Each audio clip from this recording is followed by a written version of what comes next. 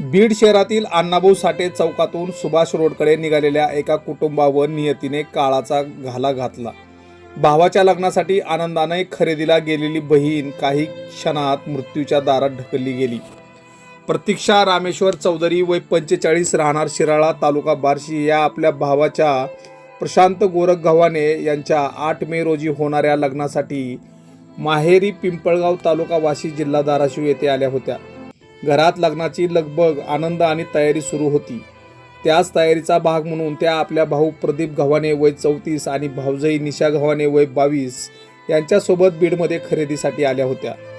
मात्र अण्णाभाऊ साठे चौकात त्यांच्या मोटरसायकलला भरधाव कंटेनर क्रमांक HR 55 AF 3111 याने पाठीमागून जबर धडक दिली आणि क्षणात सगळं संपलं।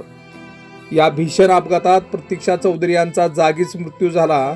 काही क्षणापूर्वी लग्नाच्या आनंदात असलेली बहीण क्षणात कुटुंबापासून कायमची दूर गेली, तर भाऊ प्रदीप गव्हाणे आणि भाऊजाई निशा गव्हाणे हे जखमी झाले असून निशा यांची प्रकृती गंभीर आहे। त्यांच्यावर बीडमधील खाजगी रुग्णालयात उपचार सुरू आहेत। घटनेची माहिती मिळताच नातेवाईकांनी जिल्हा रुग्णालय धाव घेतली।